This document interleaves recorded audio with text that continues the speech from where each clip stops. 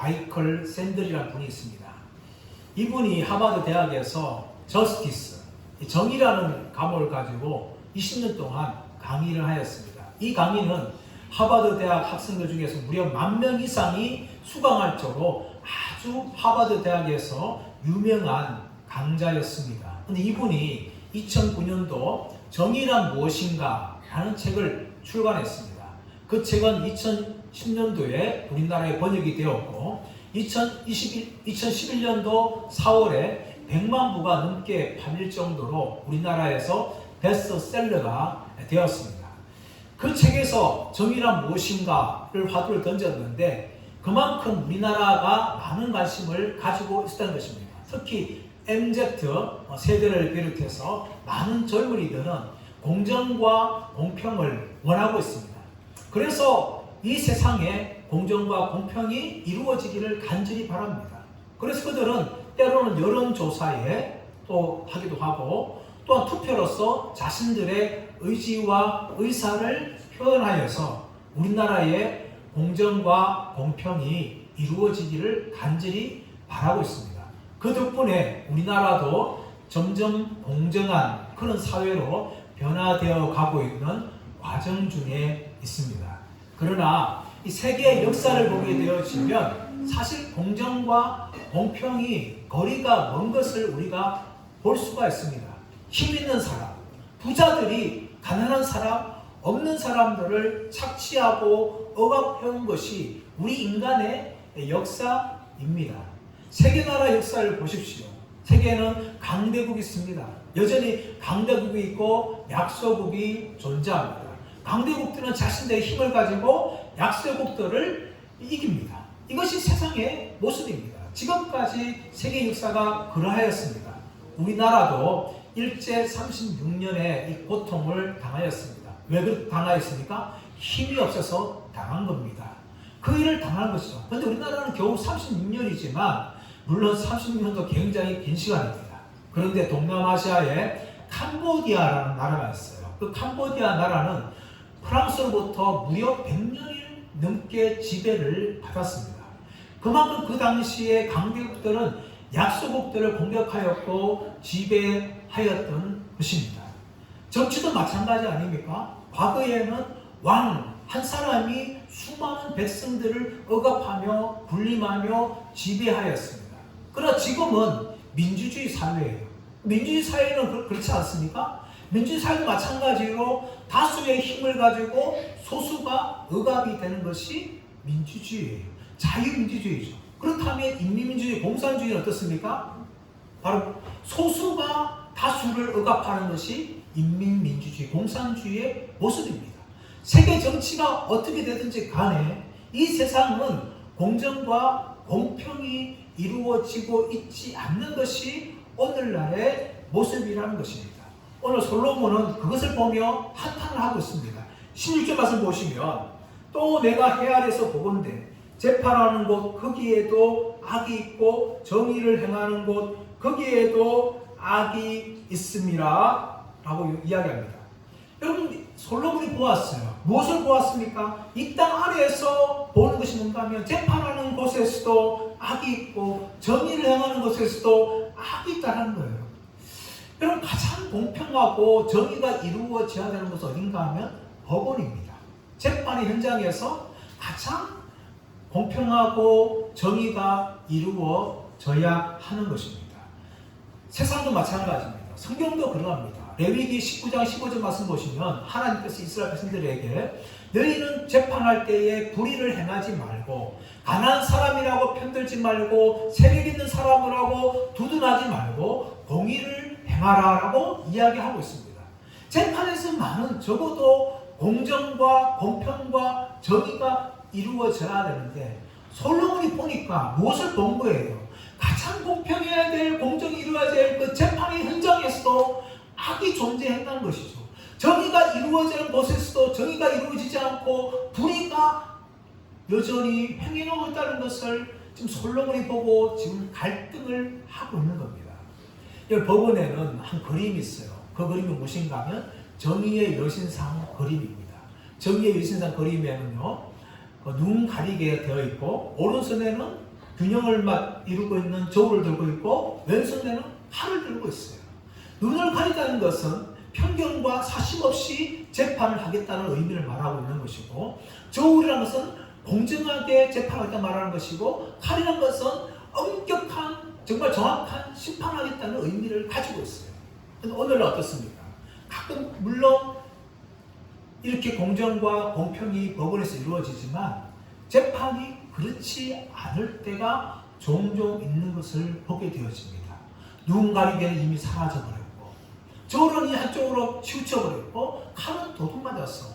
정의유성상 송에 어쩌면 다 아무것도 없는 그런 것이 오늘날 법원의 현실이라는 것을 우리가 볼 수가 있어요. 가장 공정하게 이루어질 재판이 공정하지 않게 이루어지는 경우도 종종 일어날 수가 있는 것입니다. 그 예가 무엇인가 하면 1995년도에 O.J. 심슨이라는 사람이 살인 사건 때문에 미국의 경찰에 의해서 기소가 되었습니다.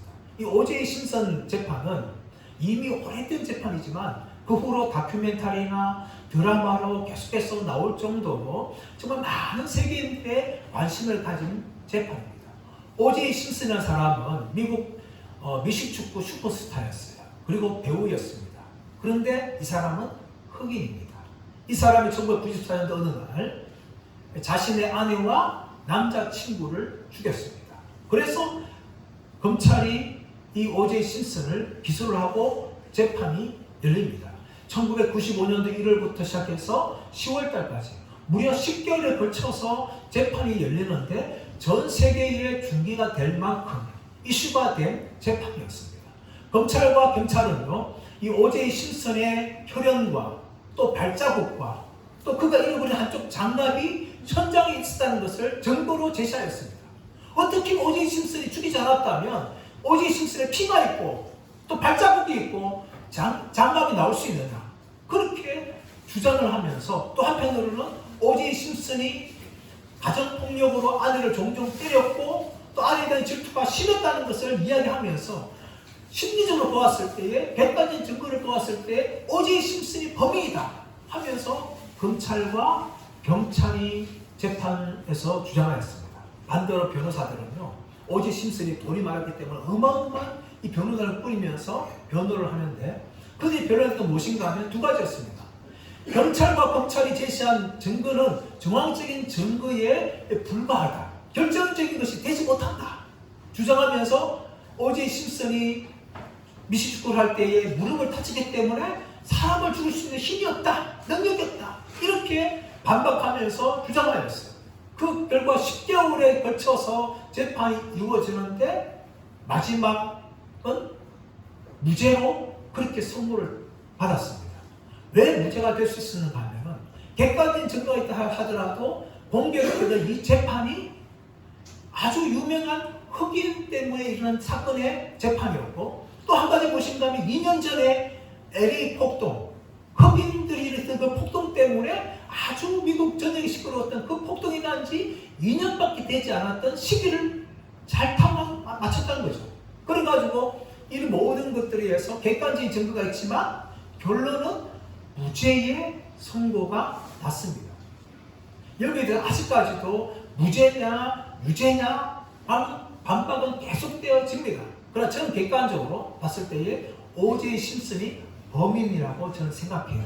하지만은 이 흑인이라는 그 당시의 이 시대적인 배경 때문에 얼마든지 무죄를 선고를 받았던 재판이었다는 것을 그 당시에 많은 사람들이 인정할 수밖에 없었다는 것입니다. 여러분, 재판도 얼마든지 바뀔 수가 있어요. 아주 돈이 많은 사람들 같은 경우는 유명한 변호인들을 꾸며가지고 정말 호화로운 이 변론을 하게 되어지면 재판에서 이길 수가 있는 겁니다. 또 검찰이 자신들이 이기기 위해서 증거를 조작하여서 죄 없는 사람들을 범죄자로 만들고 범죄자를 또 무죄로 만드는 경우도 종종 있습니다. 그뿐만 아니라 국선 변호인들 힘이 없지만 정관 여우를 받고 있는 변호사들을 돈을 주고 사가지고 변론하게 되어지면 또 재판에서 승소하는 경우가 있습니다. 또 우리나라 같은 경우는 정치적인 입장에 따라서 재판이 달라질 수가 있어요.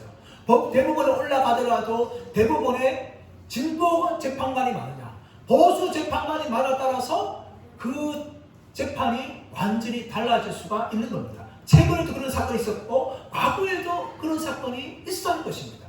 그만큼 우리 인간이 하는 재판에는요, 공정과 공평과 또 정의가 100% 이루어질 수가 없다는 것이 현실이라는 겁니다. 솔로몬이 무엇을 보았습니까? 그것을 본 거예요. 재판에도 악이 있고 정의가 행해지는 것에도 악이 있는 것을 내가 보았다.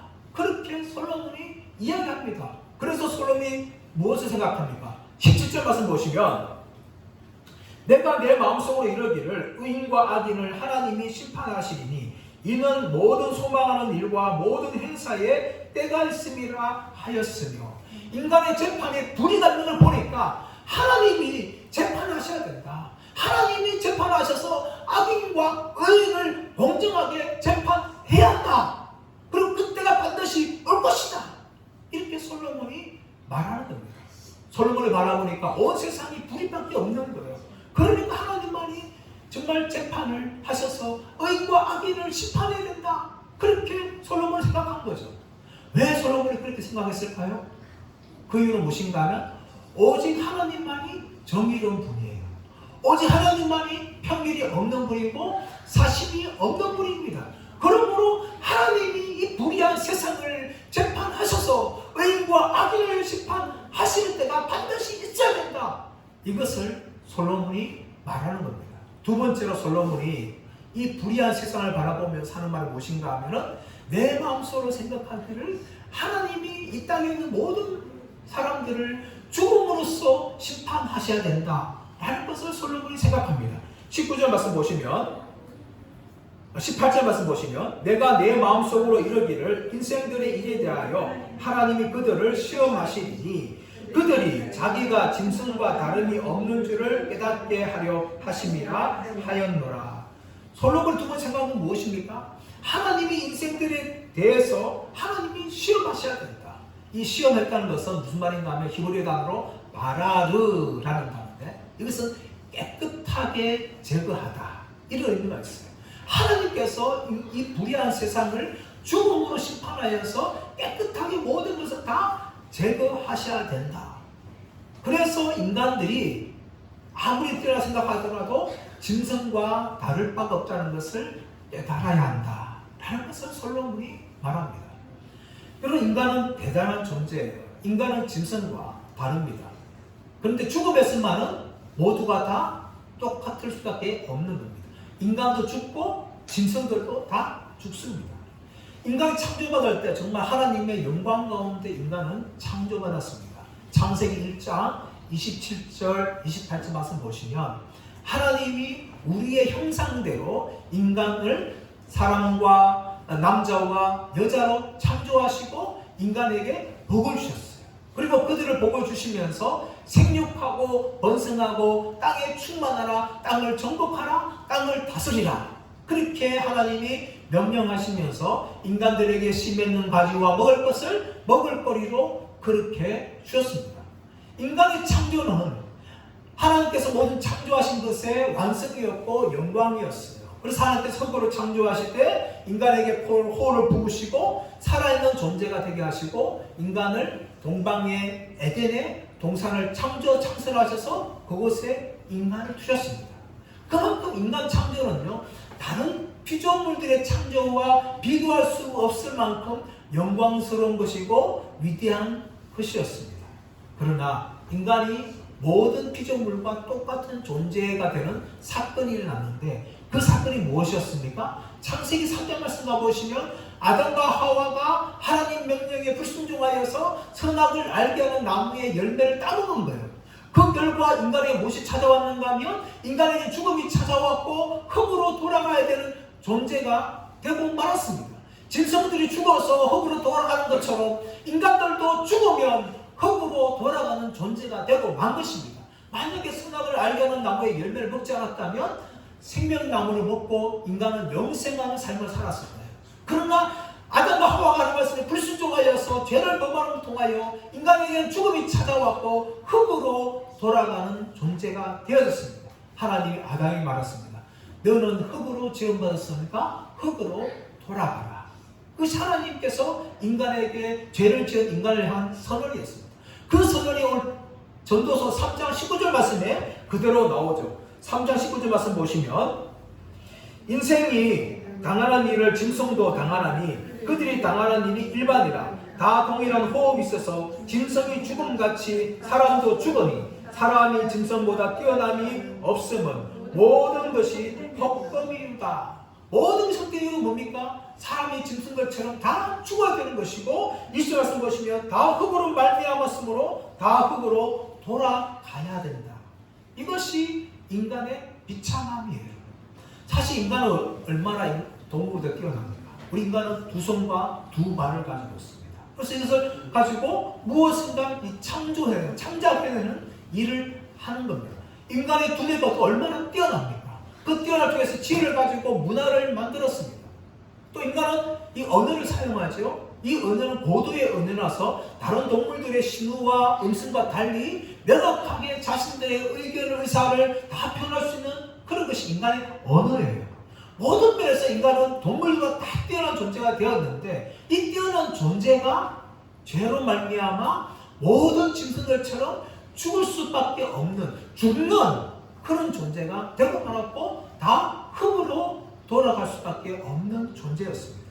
아무리 힘이 있거나 아무리 권력이 높거나 아무리 많은 것을 가지고 있거나 아무리 미모가 뛰어난다 할지라도 이 땅에 있는 모든 인간들은 다 한 가지 결론에 이르게 되어지는데 그것은 무엇인가 하면 죽어서 흙으로 돌아가야 하는 존재가 된다는 겁니다. 20절 말씀 보시면 다 한 곳으로 가거니와 라고 이야기합니다. 이 한 곳이 히브리 성경에는 스올이라는 단어로 되어 있어요. 이것은 믿는 자와 믿지 않는 자들이 죽어서 가는 곳을 구분하는 그 지옥을 말하는 것이 아닙니다. 이것은 모든 인간들이 죽으면 가는 곳을 이야기하고 있는데 일반적인 것을 문맥적으로 봤을 때에 죽음을 이야기하는 의의적인 표현입니다. 다시 말하면 인간들은 다 죽어서 흙으로 돌아가는 존재가 되고 만다는 것이 이 솔로몬이 인간의 죽음을 보면서 한탄의 소리였어요. 모든 인간들이 다 뛰어난 것 같지만 어떤 인간도 짐승과 같이 동일한 존재가 되고 마는구나. 그래서 인간의 지혜와 인간의 능력과 인간의 소유와 인간의 외모가 다 헛된 것이다. 이렇게 솔로몬이 말을 합니다. 그러면서 21절 말씀 보시면 인생들의 혼은 위로 올라가고 짐승의 혼은 아래 곧 땅으로 내려가는 줄을 누가 알랴. 여러분 누가 알냐가 중요해요. 이게 무슨 말입니까? 누가 알겠느냐 그 부분을 이야기하고 있어요. 사람은 다 죽는 건 다 똑같다. 짐승이나 인간은 다 죽는 건 똑같은데 그러나 인간이 죽은 후에 어떻게 될지에 대해서 누가 아는 사람이 있느냐 라는 것을 말하는 겁니다. 22절을 그렇게 이야기하고 있죠. 22절 하반절 말씀 가보시면 그의 뒤에 일어날 일이 무엇인지를 보게 하려고 그를 도로 데리고 올 자가 누구이랴. 인간이 죽은 후에 대해서 경험하여서 그것을 알려줄 사람이 누가 있겠느냐. 그러므로 인간은 죽음은 다 똑같지만 죽은 후에 어떻게 되는지는 나는 알 수 없다. 이게 솔로몬이 말하는 거예요. 그래서 결론이 뭡니까? 22절 처음 보시면 앞에 나오죠. 22절 보면 그러므로 나는 사람이 자기 일에 즐거워하는 것보다 더 나은 것이 없음을 보았나니 이는 그것이 그의 몫이기 때문이라. 그리고 솔로몬이 한 말이 뭐예요? 이 땅에서 아무리 지혜를 가지고 아무리 외모가 뛰어나고 아무리 부자고 아무리 권력을 가지고 있다 할지라도 죽고 많은 존재가 되기 때문에 이 땅에 가지고 있는 것이 다 무슨 소용이 있느냐 이것을 말하고 있어요. 그래서 인간의 삶이 헛되다. 죽음으로 다 끝이 난다. 그런데 죽음 후에 인간이 어떻게 되는지 나도 모른다. 이게 솔로몬의 지혜였어요. 이 솔로몬의 지혜가 뭐예요? 두 가지였습니다. 하나 무엇인가 하면 인간은 짐승처럼 다 죽는 존재가 되고 만다. 이게 솔로몬의 깨달음이죠. 또 한 가지 뭐예요? 그러나 나는 죽음 후에 어떻게 되는지는 나는 모르겠다. 이 솔로몬의 한계였습니다. 이 세상에서 가장 뛰어난 지혜를 가진 사람이었던 솔로몬의 한계가 뭐예요? 죽는다는 것은 알았지만 죽음 후에 어떻게 되는지에 대해서 솔로몬 자신도 알지 못한다. 그러므로 뒤에는 모르기 때문에 지금 우리가 살아있을 때에 내가 하고 있는 일에 대해서 즐거워하며 살자. 이것이 인간이 살 수 있는 최선의 삶이다 라는 것이 솔로몬이 내리고 있는 결론이에요. 네, 여러분, 여기에는요 솔로몬이 알지 못하는 두 가지 하늘의 관점이 있습니다. 그것이 무엇입니까? 바로 솔로몬이 알지 못하는 것은 이 세상의 망이 끝이 아니라는 것을 알지 못했다는 겁니다. 그리고 솔로몬은 무엇인가 하면 이 세상에서 자기 일에 즐거워하는 것이 무엇인지에 대해서 솔로몬은 알지 못하였어요. 그러므로 단지 자기 갖고 있는 지혜와 자기 가지고 있는 영광만 그리고 누리면 살면 된다 라는 것이 솔로몬인 거죠. 여러분, 성경은 분명히 인간은 죽지만 죽음 후에 다른 세가 있다는 것을 분명히 성경은 우리에게 알려주고 있습니다. 하나님께서 단지 이 땅에서만 심판하는 것이 아니라 우리가 죽고 난 후에도 하나님의 심판이 있다는 것을 성경이 분명히 이야기해요. 하나님이 이 땅의 모든 것을 심판하는 것은 끝나는 것이 아니다. 혹시라도 하나님 심판을 안 한다 할지라도 하나님은 우리가 죽고 난 후에 우리를 하늘에서 심판한 분이라는 것을 솔로몬이 결코 알지 못했다는 겁니다. 솔로몬은 이 땅의 삶이 그냥 전부라는 것만 그는 알았고 그 후에 삶에 대해서 솔로몬은 전혀 알지 못합니다. 그리고 하나님께서 이 땅을 통치하지만 때로 이때 살다 보면 하나님이 우리를 심판하지 않을 때가 종종 있는 것을 우리가 봅니다. 솔로몬은 하나님이 심판하길 바라시지만 하나님께서 심판하실 때가 있고 심판하지 않을 때도 있다는 거예요. 성경을 보십시오. 창세기 시편 73편 보시면 아삽이라는 사람이 나옵니다. 그 아삽이 그 시편을 쓰면서 무엇이 말하는가 하면 내가 보니까 악인들이 너무 형통하고 잘 산다. 그들은 건강하고 그들은 장수하고 그들의 자식들은 잘 된다. 그리고 그들은 고난과 재앙도 그들 가까이 없다 하면서 아삽이라는 사람은 악인의 형통을 보면서 오만한 교만한 사람들 보면서 질투하는 마음이 이 아삽의 마음에 생겼어요. 그런데 이 아삽이요 하나님의 성소에 들어가서 기도할 때 하나님의 인재를 경험할 때에 자신의 생각이 얼마나 어리석었던지를 그는 고백합니다. 하나님이 그들을 미끄러지게 하고 파멸에 던져서 그들의 황폐함이 얼마나 안 좋은 것인지를 내가 깨달을 수가 있었다 라고 아삽이 이야기합니다. 욥을 보십시오. 욥은 어떤 사람이었습니까? 의롭고 정직하며 악에서 떠난 사람이었고 하나님을 경외하였어요. 그런데 욥에게 온갖 시름이 다 찾아옵니다. 자신의 자식들이 다 죽어버리고 재산들을 다 빼앗기고 또 집이 불타고 또 그뿐만 아니라 자신의 몸에 온 피부병이 나가지고 기왓장으로 벅 끌고도 계속해서 끌어야 되는 그런 고통 가운데 있었어요. 그 모습을 보고 아내가 무엇을 말합니까? 하나님을 욕하고 죽어버리라 이야기하고 있고 또 친구들은 와서 네가 죄를 짓지 않으면 어떻게 나한테 이런 고통이 생기느냐 하면서 욥을 향하여 정죄하였습니다. 그러나 결론에 보면 하나님이 나타나셔서 욥의 의로움을 드러내시고 이 세 명의 친구들을 책망하시고 또 욥도 하나님 앞에서 내가 티끌 가운데 내 죄를 회개하나이다 하면서 욥이 너무 자신의 의로움을 드러냈던 것을 회개하는 내용이 나옵니다. 이 하나님이 심판하신다는 것이죠. 그러나 여러분 하나님께서는 심판하지 않으실 때도 있습니다. 이 땅에서 다 심판하시는 것이 아니에요. 그렇다면 예수 믿지 않아도요 정말 심판받아야 되는데 안 믿는 사람도 너무 잘 살아가죠. 예수 안 믿어도 복 받고요. 예수 안 믿어도 자녀들 잘 되고요. 예수 안 믿어도 90세, 100세까지 사는 사람들이 한두 명이 아닙니다. 하나님 정말 살아계신다면 다 심판해야 되는데 때로는 하나님이 심판하지 않을 때가 있다는 겁니다. 그것이 이 세상이에요. 그건 하나님 언제 심판하실까요? 하늘에서 하나님이 심판하십니다. 솔로몬은 그것을 몰랐어요. 솔로몬은 하나님이 이 땅에서 심판하기 원하시는데 심판하지 않는 것을 보면서 때로는 자제를 느끼는 거죠. 근데 하나님께서는 성경을 통하여 이 땅에서 심판을 안 능할지라도 하늘에서 하나님의 최종적인 심판이 있다는 것을 하나님이 말씀으로 보여주는 겁니다. 그러므로 이 심판을 믿는 사람들은 우리가 삶을 살아가면서 우리에게 수많은 고난이 찾아오고 어려움이 찾아온다 할지라도 우리에게 주어진 것에 대해서 감사하며 살아갈 수 있는 믿음의 자세가 필요합니다. 오늘 많은 사람들도 긍정적으로 살아가는 거죠. 카르페 디엠이라고 하면서 우리에게 주어진 현실을 마음껏 즐기며 살아가자. 카르페 디엠을 이야기합니다.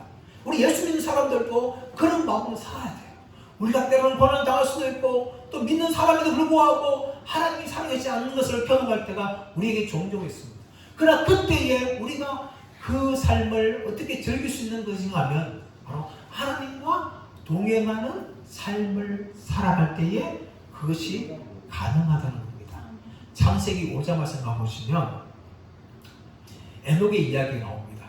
에녹이 65세 때에 머두셀라를 낳고 머두셀라를 낳은 후에 300년 동안 하나님과 동행하였습니다. 그리고 365세에 하나님께서 에녹을 하늘나라로 데려가심을 통하여 이 땅에서 완전히 에녹이 사라졌습니다.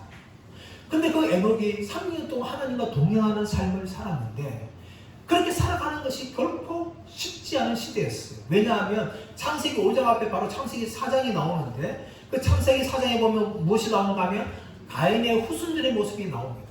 가인의 후손들이 어떻게 하는가 하면 이 땅에서 소를 키우고 나귀를 키우면서 목축업을 활발하게 발전시킵니다. 산업을 발전시킨 거죠. 두 번째로 이 가인의 후손들은 악기를 만들어서 퉁소를 말리고 피를 만들어서 악기를 풀어냅니다. 예술을 발전시킨 것이죠. 그뿐만 아니라 기구를 만들어서 철기 도구를 만든 겁니다. 산업을 일으킨 것입니다. 이렇게 이 가인의 후손들이 문명을 발전시켰던 그 시대가 에녹이 살던 시대였어요. 그렇기 때문에 에녹조차도 사실은 하나님과 동행을 살아가는 것이 굉장히 어려웠어요.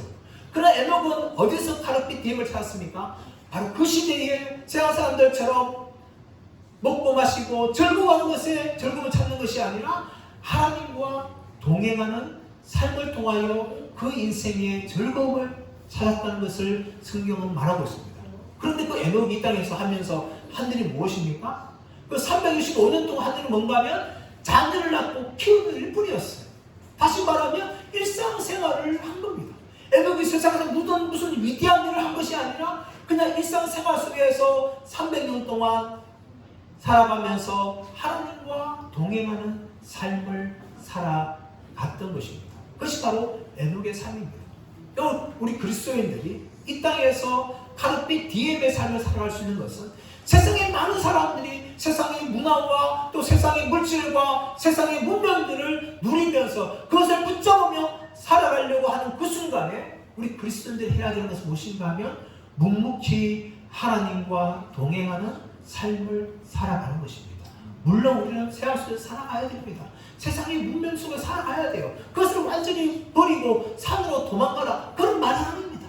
우리 삶을 살아가면서 학생들은 공부하면서 또 우리 어른들은 또 일상생활 살아가면서 하나님과 동행하는 그 삶을 살아가는 것이 바로 우리 그리스도인들이 바로 에녹처럼 이 땅의 삶을 살아가는 것입니다. 두 번째로 무엇인가 하면 바로 우리는 이 땅이 끝이 아니라 이 땅 이후의 세계가 있다는 것을 우리는 인정하며 믿으며 그렇게 살아갈 수 있는 눈을 가지고 있어야 됩니다. 여러분 정말 지혜로운 사람들은 자신의 죽음을 준비합니다. 그래서 죽기 전에 자신의 모든 것을 다 마무리하고 또 죽을 때에 정말 완전히 깨끗하게 자신의 죽음을 맞이하는 사람들이 있습니다. 그런 사람들은 굉장히 지혜로운 사람이에요. 그러나 많은 사람들은 자신의 죽음이 오는 것조차도 받아들이지 않고 거부하며 그렇게 죽는 사람들도 많습니다. 또 젊을 때에 죽음이 저 멀리를 생각하면서 마치 죽음을 전혀 준비하지 못하고 그런 사람도 굉장히 많은 것이죠. 그래서 죽음을 준비할 수 있는 사람들은 굉장히 지혜로운 사람입니다. 솔로몬도 죽는다는 사실까지는 인정하였어요. 아무리 지혜롭고 아무리 부자고 아무리 권력이 있는 사람이라 할지라도 다 짐승처럼 죽는구나. 이게 솔로몬의 지혜였어요. 로마의 군대 장군들이 전쟁에서 승리하고 돌아오면 개선식이 크게 벌어집니다. 양쪽에는 로마 시민들이 다 도열하면서 오는 장군과 그 군사들을 환영합니다. 깃발을 들고 소리치고 환영합니다. 그때 환영칠 때 이 104마리가 끄는 그 마차에 탄 장군은 오면서 자신을 환호한 소리를 들으면서 마치 자신이 신이 된 것 같은 착각을 일으킵니다. 그때 그 마차에 탄 한 사람이 되었는데 바로 노예였어요. 노예가 그 장군의 귀에다가 무슨 말을 하는가 하면 메멘토 모리, 메멘토 모리 이렇게 그 장군에게 계속 이야기합니다. 군중들은 와 하면서 뭐 장군을 향해 소리치며 마치 장군이 자신이 신이 된 것처럼 착각을 할 때에 메멘토 모리, 메멘토 모리 하면서 노예들이 그 장군의 귀를 대가 외치는 거예요. 메멘토 모리가 무엇인가 하면 죽음을 기억하라, 죽음을 기억하라 이 소리인 거예요. 여러분. 그 장군이 사람들의 환호 속에서 마치 자신은 죽지 않는 신과 같은 존재가 된 것 같은 착각을 할 때에 아닙니다. 당신은 죽을 수밖에 없는 존재입니다. 죽을 수밖에 없는 존재입니다. 라는 것을 그 장군에게 알려주어서 겸손을 가르친 것입니다. 사람 여러분, 인간이 언제 겸손해질까요? 자신이 죽는다는 걸 할 때에 겸손해집니다. 아무리 권력을 가지고 있는 사람이라도, 아무리 미모로 세계를 정복한 사람이랄지라도, 힘과 능력으로 세계를 통치한 사람이랄지라도 자신이 죽음 앞에 설 때에 모든 인간들은 다 겸손해지는 거예요. 그래서 죽음을 준비한 사람은 굉장히 지혜로운 사람입니다. 하지만 여러분, 저와 여러분은 단지 죽는다라는 것을 알고 죽음만 준비하면 안 됩니다. 우리는 무엇을 준비해야 됩니까? 죽음 이후에 세계가 있다는 것을 우리는 믿고 그 세계를 준비해야 되는 것입니다. 솔로몬은 모든 인간들이 다 죽는데 죽음 이후에 어떻게 되는지 나는 모르겠다 하는 것이 솔로몬의 한계였어요. 이런 솔로몬의 한계에 대해서 성경은 분명히 이야기합니다. 한번 죽는 것은 사람에게 정하신 것이요 그 후에는 심판이 있으리라 라고 히브리서 9장 27절에서 이야기하는 것입니다. 또 예수님께서 마태복음 25장 46절에서 죄인들은 영벌에 의인들은 영생에 들어가리라 라고 말씀하셨습니다. 또 누가복음 18장 8절에서는 너희들의 억울함을 하나님 속히 풀어주실 것이다 라고 분명히 우리 인간이 죽고 난 후에 세계가 있다는 것을 성경은 분명히 이야기합니다. 또 부자와 나사로 비유를 통하여서 예수님께서는 우리 인간이 죽고 나면 영혼은 지옥에 들어갈 수도 있고 천국에 들어갈 수 있다는 것을 우리에게 말씀하고 있습니다. 그러므로 우리는요, 단지 우리가 이 땅의 삶을 살아가면서 죽음만 준비하는 것이 아니라 죽음 이후에 세계를 준비해야 되는데, 그것을 준비할 수 있는 길은 무엇입니까? 바로 이 땅에서 나를 위해서 십자가에 죽으신 예수 그리스도를 믿는 것입니다. 할렐루야! 예수를 믿는 사람들만이 영원한 세계를 준비하는 사람이 되는 겁니다. 왜냐하면 예수님께서는 우리 죄를 위해서 십자가에 죽으셨을 뿐만 아니라 3일 만에 부활하심을 통하여 죽음을 정복하셨습니다. 그리고 그 예수님께서 두려워하고 있는 자들에게 너희는 마음에 두려워하지 말라. 하나님을 믿으니 곧 나를 믿어라. 내가 너를 위하여 처소를 예비하러 가노니 내가 가서 그 처를 예비하면 다시 너희에게로 와서 너희를 나 있는 곳으로 영접하리라 라고 예수님께서 말씀을 하셨습니다. 그 처소가 어디입니까? 바로 새하늘과 새 땅입니다. 우리가 이 땅에서 예수 그리스도를 믿을 때에 구원받을 뿐만 아니라 우리는 죽음 이후에 또 다른 세계를 맞습니다. 우리의 육신은 땅에 썼지만 우리 주 예수님께서 재림하실 때에 우리의 육체는 일어나게 되어지고 우리의 영혼과 만나서 새하늘과 새 땅에 들어가는 영광을 누리게 되는 겁니다. 하지만 아무리 지혜로웠던 솔로몬은 이 사실을 알지 못하였어요. 단지 하나님께서 심판하셔야 된다. 그리고 인간은 다 죽는다. 솔로몬은 그렇기 때문에 이 땅에서 우리가 살아있는 동안 먹고 마시며 즐거움에 살자. 이 솔로몬의 결론이었지만 성경은 그렇지 않다 하는 것이 이야기합니다. 때는 심판이 있다 할지라도 하늘에서 하나님의 심판이 반드시 있으며 인간은 죽음으로 끝이 나는 것이 아니라 죽음 이후로 영원한 세계가 있다는 것은 성경이 우리에게 말씀하고 있습니다.